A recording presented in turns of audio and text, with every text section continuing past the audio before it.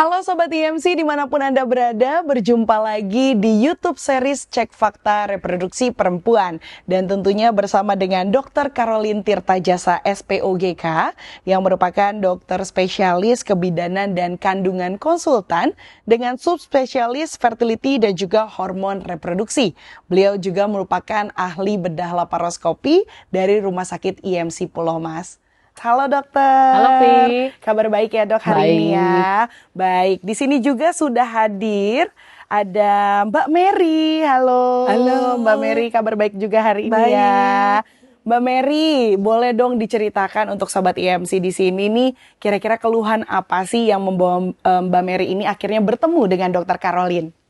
Baik, jadi memang awalnya perut saya itu ngerasa nyeri ya di setiap kali mens, setiap kali haid, kemudian perutnya menjadi membesar gitu. Nah waktu itu juga itulah yang membuat saya akhirnya memeriksakan diri lah ya, dan ternyata memang waktu di USG terlihat ada miom, dan miomnya ternyata tidak hanya satu, tapi ada beberapa. Oke, ada beberapa, itu dia diagnosis dari dokter pada saat itu ya? Iya, betul. Oke, keluhannya selain memang terasa nyeri gitu ya, apalagi yang dirasakan?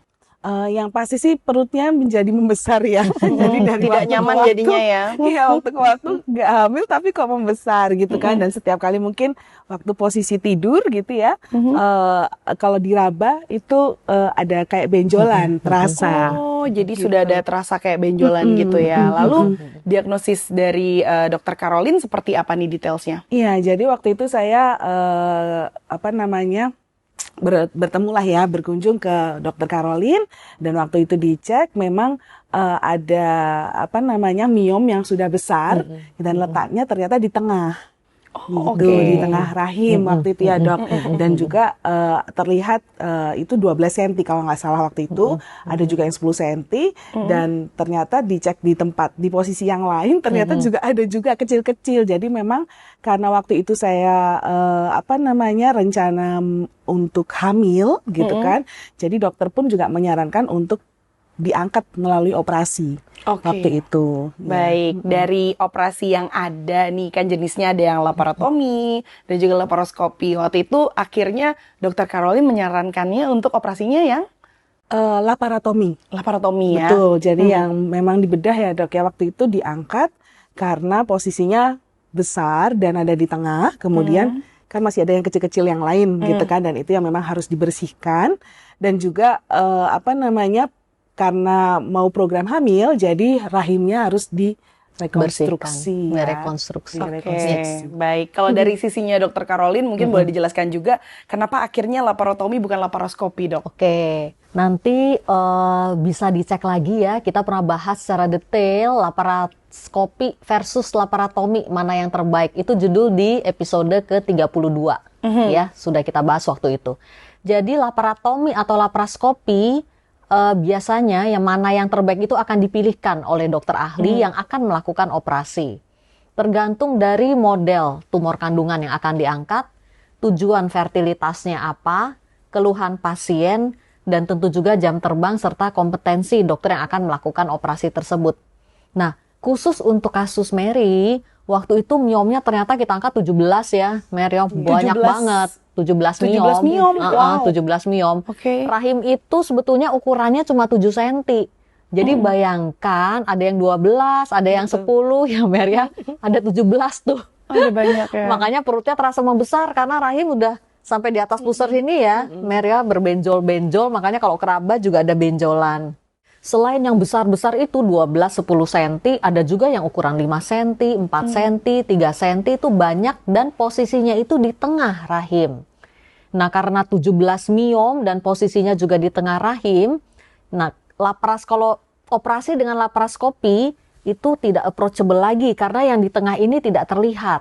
Ya, taunya di tengah itu karena harus ditekan dengan tangan. Karena itu kita lakukan dengan laparotomi, waktu itu pilihan yang terbaik untuk kasusnya Bu Mary. Jadi case by case, kasus-kasus itu bisa beda-beda ya. Memang sedapat mungkin kalau dengan saya, operasi itu diprioritaskan laparoskopi selama masih approachable dengan laparoskopi. Karena lebih nggak sakit, pulih juga lebih cepat.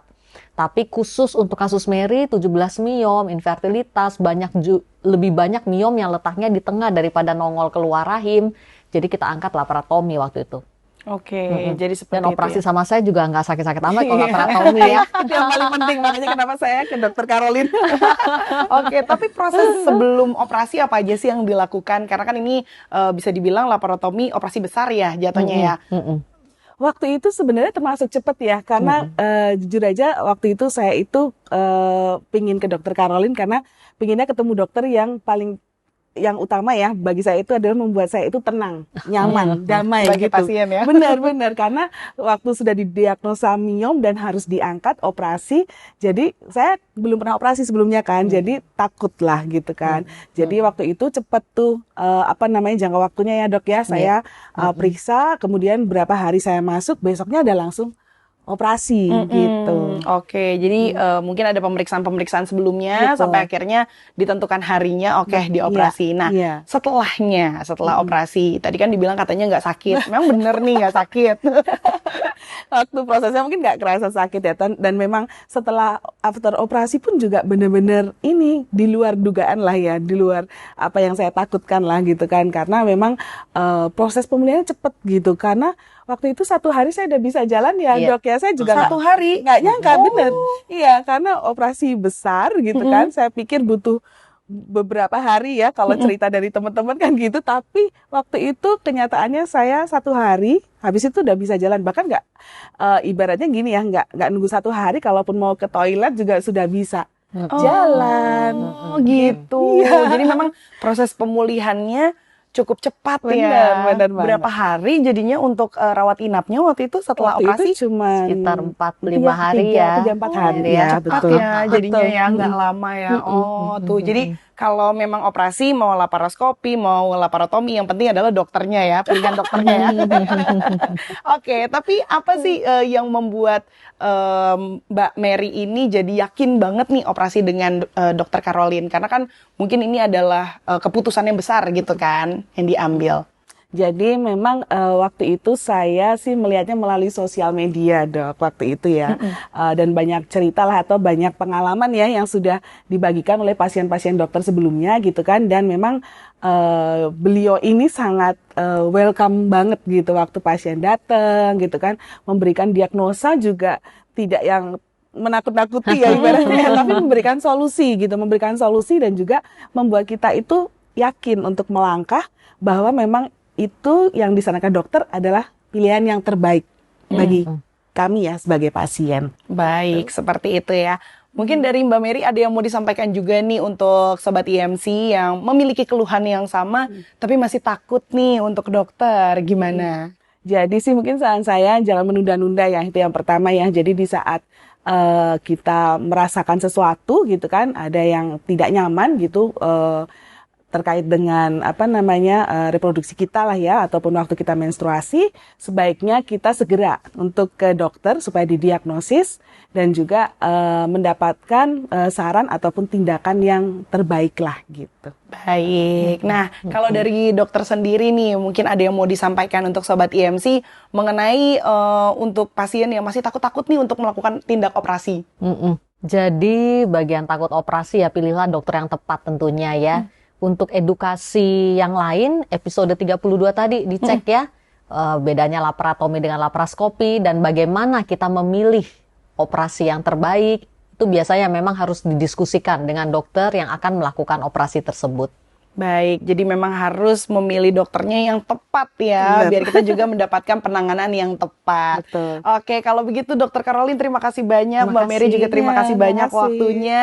Baik Sobat IMC, jika Anda ingin mengetahui video-video lainnya, Anda bisa cek langsung di sosial media Dokter Caroline yang sudah kami tampilkan di layar. Kalau begitu terima kasih banyak sudah menyaksikan YouTube series Cek Fakta Reproduksi Perempuan. Kita berjumpa lagi di episode-episode berikutnya.